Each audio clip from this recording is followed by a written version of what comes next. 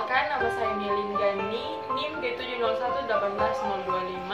Saya Asli Sari, NIM G70118120. Kami dari mahasiswa formasi Fakultas Matematika dan Ilmu Pengetahuan Alam Universitas Tadulako yang akan menjelaskan mengenai obat bisakodil untuk memenuhi tugas pengganti ujian pada mata kuliah kimia medisinal yang diampu oleh Bapak Jamaluddin S. Farm MSI.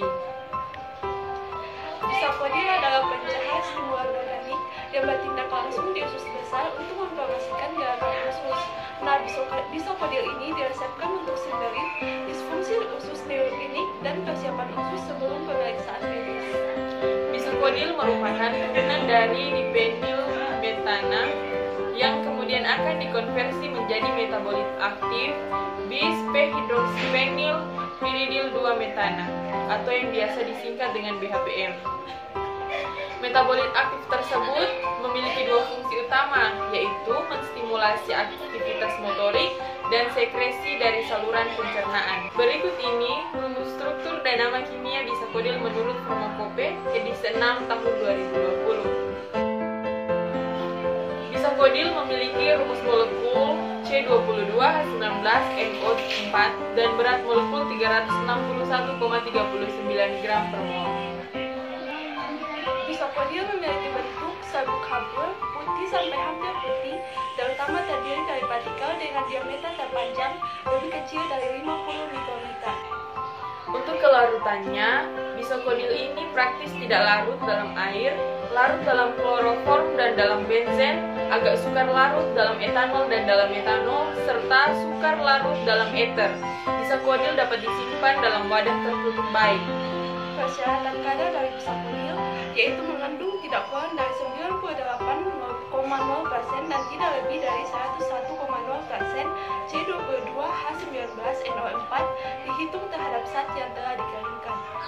Kemudian untuk stabilitasnya, bisakodil memiliki pH 7,2 atau dalam kisaran 7-8. Pada obat yang bersifat basa dengan meningkatnya pH, sifat ionisasi bertambah kecil dan bentuk terionisasinya semakin besar, sehingga jumlah obat yang menembus membran biologis bertambah besar. Akibatnya kemungkinan obat bisakodil untuk berinteraksi dengan reseptor bertambah besar dan aktivitas biologisnya semakin meningkat. Untuk farmakokinetik bisakodil ini secara oral mengalami hidrolisis menjadi difenol di usus bagian atas. Difenol yang diabsorpsi mengalami konjugasi di hati dan di dinding usus. Metabolit ini diekskresi melalui empedu, selanjutnya mengalami rehidrolisis menjadi difenol kembali yang akan merangsang motilitas usus besar. Efek pencahar timbul 6-12 jam setelah pemberian secara PO dan 1/4-1 jam setelah pemberian nektar, dalam waktu 15-60 menit untuk suppositoria dan dalam 5-20 menit untuk pemberian secara enema. Pada pemberian oral, bisakodil diabsorpsi kira-kira 5% dan penyerapan sistemik kurang dari 5%. Adapun distribusinya, volume distribusi sekitar 289 liter dan pengikatan protein plasma sekitar 39%. Untuk metabolismenya, bisakodil ini dimetabolisme di usus besar untuk metabolit aktif BHPM dan selanjutnya dimetabolisme di hati untuk garam glukuronid.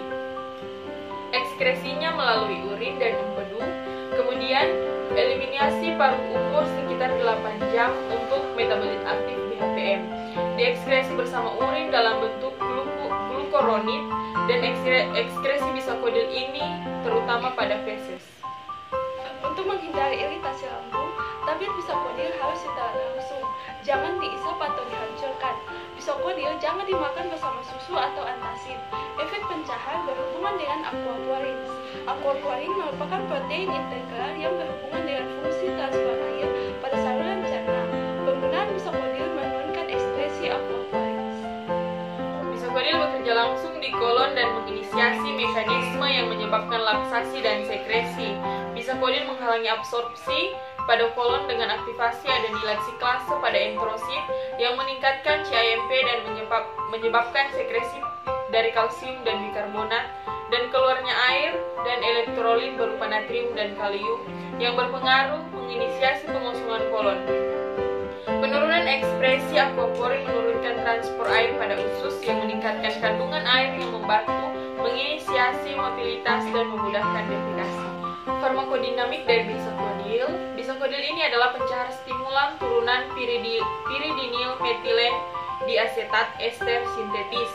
Bisakodil bertindak dengan efek parasimpatis langsung pada saraf sensorik mukosa, meningkatkan kontraksi peristaltik.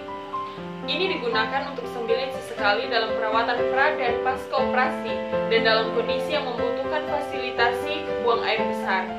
Bisakodil dihidrolisis oleh Bruce border enzim dan bakteri kolon untuk membentuk metabolit aktif BHPM yang bertindak langsung pada mukosa kolon untuk menghasilkan peristalisis kolon. Bisakodil juga memberikan efek stimulasi pada usus kecil karena bisakodil akan dihidrolisis oleh enzim dan bakteri pencernaan baik di usus halus maupun usus besar yang akan menyebabkan bisakodil aktif dan bekerja lokal di usus halus dan usus besar. Namun, efek laksatif dari bisakodil terjadi terutama di usus besar. Efek samping dari bisakodil ini yang paling sering adalah ketidakseimbangan cairan dan elektrolit, misalnya asidosis metabolik atau alkalosis, hipokalemia, dan hipoanemia untuk penggunaan berkepanjangan. Pada gangguan pencernaan, efek samping yang sering ditimbulkan yaitu nyeri perut, diare berdarah, mual, kram perut, hematokesia, muntah, ketidaknyamanan perut, ketidaknyamanan anfektal, pembakaran untuk penggunaan suppositoria. Yang jarang terjadi yaitu kolitis. Pada metabolisme dan gangguan nutrisi, efek samping yang jarang terjadi itu dehidrasi. Pada gangguan sistem saraf, efek samping yang biasa terjadi yaitu pusing, muntah, mual, dan kadang-kadang diare terutama dalam dosis maksimal. Bila efek ini terjadi, pengobatan harus dihentikan walaupun efek terapi belum tercapai. Gejala saluran cerna ini tidak terjadi pada pemberian intravena dengan dosis terapi. Namun toksisitas atau gejala overdosis dari obat bisakodil ini biasanya ditandai dengan adanya tinja berdarah, kram perut, dan merasa kehilangan cairan dan elektrolit. Adapun kasus kronisnya yaitu diare kronis, nyeri perut, hiponaemia, alkalosis metabolisme, dan kelemahan otot. Yang dapat dilakukan yaitu menginduksi muntah untuk meminimalkan penyerapan serta penggantian cairan dan koreksi ketidakseimbangan elektrolit. Sekian penjelasan dari kami mengenai obat bisakodil. Lebih dan kurangnya mohon maaf.